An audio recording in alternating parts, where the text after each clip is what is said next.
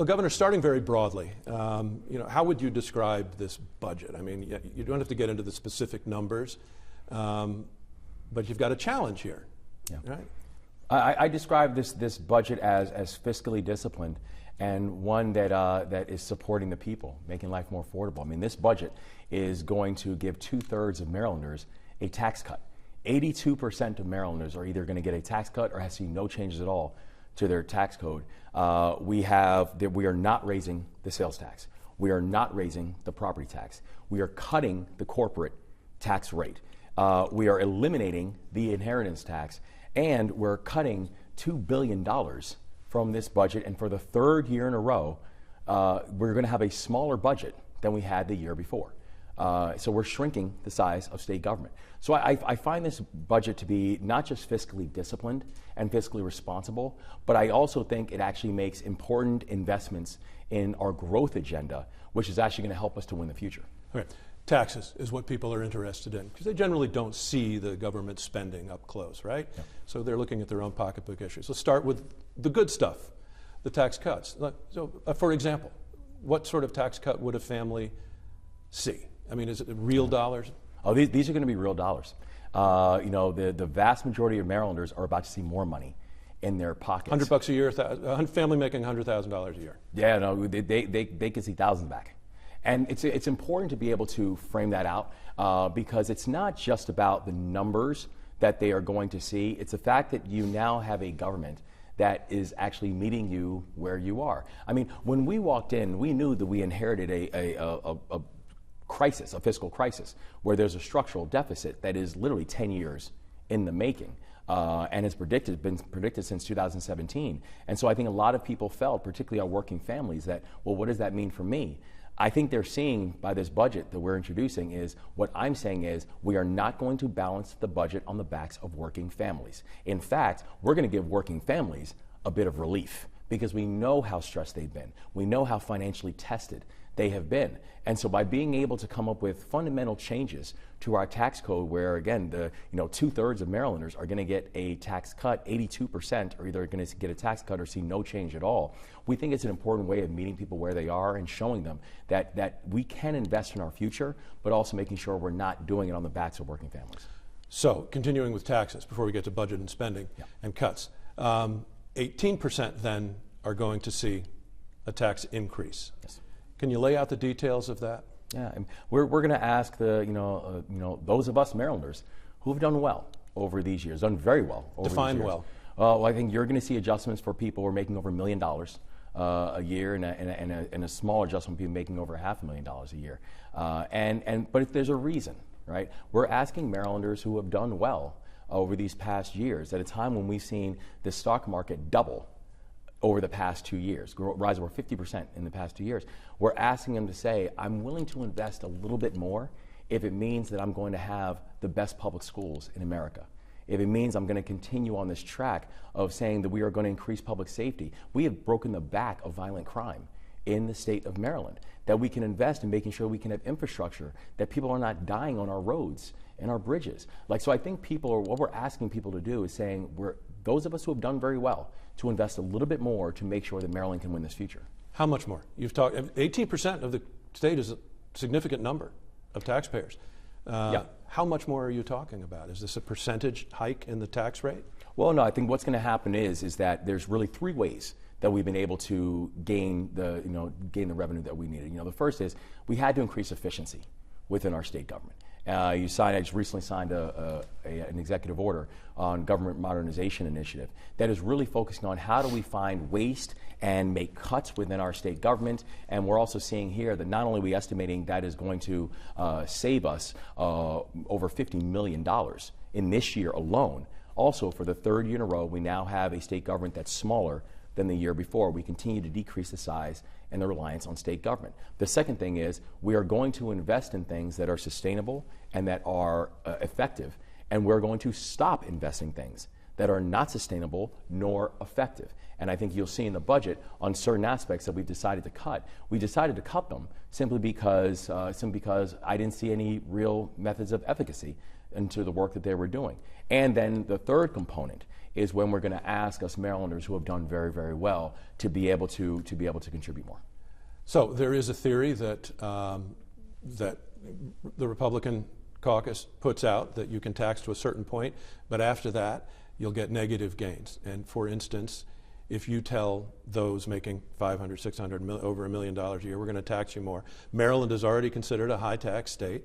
Aren't you going to drive those people out of the state? No, because they'll set up domicile in Florida. Yeah, but I think one of the things we're seeing is we're actually cutting the corporate tax rate in the state of Maryland. That Maryland, until this year, Maryland was the only state in America that had both an inheritance tax and an estate tax. An inheritance tax and an estate tax. Well, this year in my budget, I've eliminated the inheritance tax.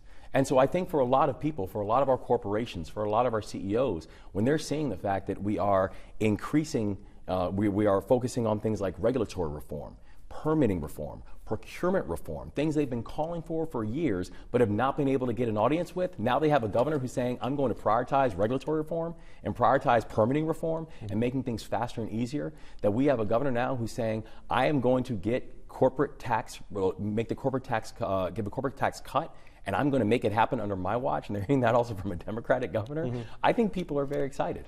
Politically, taxes are a hot button issue, right? We just saw a poll last week from the Gonzales, and we know most people don't like higher taxes. Yeah.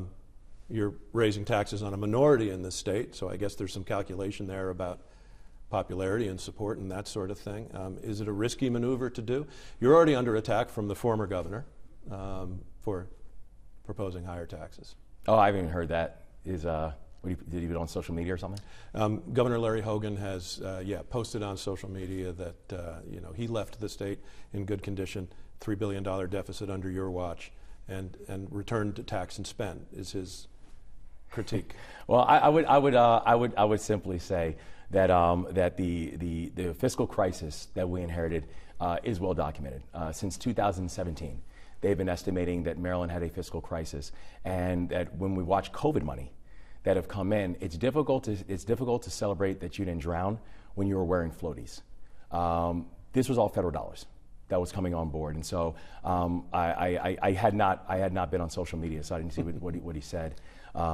He should not be defensive nor irritable. But you are ready to defend to the people of Maryland a tax hike. I'm ready to defend that we need to have growth. Part of the reason that we are in this situation we are in is that for the 7 years before I became the governor, Maryland's budget exploded. Mm-hmm. It literally grew by 70%, and our GDP grew by 3%. And so the problem is we were spending, we just weren't growing. The biggest problem that Maryland has right now is our economy is not growing. And so if we can invest in industries of the future, we can invest in industries that Maryland has a unique chance to win at, investing in our ports, investing in life sciences, investing in quantum, like the investment that I made yesterday, investing in cyber and aerospace and defense tech. If Maryland can win in those industries, then we are going to have a growing economy. And if we had a growing economy, what I would not have inherited? A structural deficit. And that's the point. Okay, budgeting, spending. You talked about it. 2017, the operating budget was about $42 billion. FY25, it's about $63 billion. That's right. With no income growth. Yeah. So if a company, and that's been the problem. If a company was faced with that, they wouldn't be able to just charge more for their product. They would make cuts. They would make deep cuts. They would make salary cuts, hiring freezes. Yeah. Can you do more? Are you considering a hiring freeze, a salary freeze? Yeah. Well, I tell you, this budget that I proposed has $2 billion worth of cuts. These were not simple, and many of these were very, very hard decisions. $2 billion worth of cuts is not a small number. In addition to that, it's about how are we modernizing our state's economy. How are we making sure we're modernizing state government, being more efficient, where I want Maryland to be the most efficient state inside of the entire country. And so we have put a heavy focus on cuts and, in fact, shrunk the size of state government. But the thing I would also say is this. For those who think that you can just cut your way to economic growth, I would just simply ask them, what else are you cutting? Are you cutting firefighters? Are you cutting police officers and taking police officers off the street? Are you cutting teachers and pulling teachers out of the classroom? That we cannot balance the budget on the public servants and on their backs, the ones who are keeping our streets safe and the ones who are educating our children. But sir, if there has been a 70% growth in the budget, certainly there's some cuts that could be made there. I mean, was all of that necessary? It wasn't. The spending wasn't there before. No, and that's why I think that's why I think we've led with $2 billion worth of cuts. Is I do think there was bloat. I do think there was waste. I look at some of the programs that were passed during that period of time that we have eliminated. Things like the enterprise tax credit, something that showed no measure of efficacy. But it was passed, and we continue to fund it and offer this as a tax credit. So this budget, you'll see, is a reflection of us really taking a scalpel to that budget. And if something was effective and sustainable, we would fund it. But if it was not effective nor sustainable, it's cut. So let's say somehow or another tax increases are not approved. They likely will be, but you had to cut more. Yeah. What pain would that cause? I mean, couldn't there be... This is my 40th legislative session. Yeah. Over the years, I've seen a philosophy change here. And the philosophy change has been, we've got a problem, and let's spend on it. And more and more. Aren't there more cuts to be made?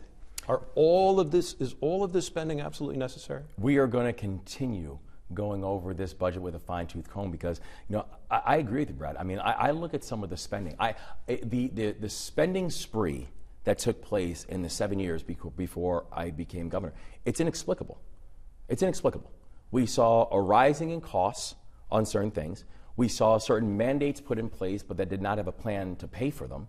And you saw spending just continue to jack up, and frankly, a lot of federal dollars in COVID money that just began to mask the problems, the structural business model problems.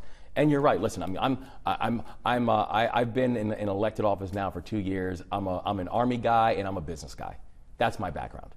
And what I know is that if you have a business model that does not work, your business is going to fail. And so what we are doing with this package that we have pulled together, giving the majority of Marylanders a tax cut, making sure that we can not raise sales taxes, not raise property taxes, give a corporate tax cut, do true tax reform in the state of Maryland that makes us more competitive. What we're working to do is we're fixing the business model because that's actually what's going to inspire and trigger growth. And that's what's actually going to help us to be able to move ahead of these other states. What is your philosophy then of budgeting? What's your message to this legislature? Right? You've talked about the last 7 years. You're pointing at the governor's office, but the legislature passed a lot of these bills. Oh, yeah. And you told me yesterday you don't want to lay blame. That's right. But you are subtly laying blame at the former governor. I genuinely don't believe in pointing fingers. Yeah. So there's a big question now, right? Yeah. And there's a push-pull. Yeah. Tax more, spend more. We've just had a change at the White House level. Someone preaching less government was elected president, right? Doge, cut government, shrink government. Elon Musk, Ramaswamy, a lot of people cheering that on. Does Maryland need a dose of that? Well, I think what Maryland needs to do is grow our economy. The biggest problem we continue to have is that you can talk about tax policy or you can talk about expenses, but the thing is if our economy is not growing, then you're simply managing decline. Now, I definitely believe in modernization and efficiency. It's the reason that I signed an executive order focusing on the Government Modernization Initiative, that Maryland is taking a look at all of our agencies and all of our departments and saying, where can we be more efficient? Where can we modernize? Because we're not going to win tomorrow's battles with yesterday's tools.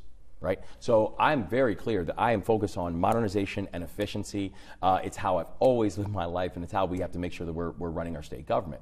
But frankly, the conversation of taxes and cuts and et cetera, those are important.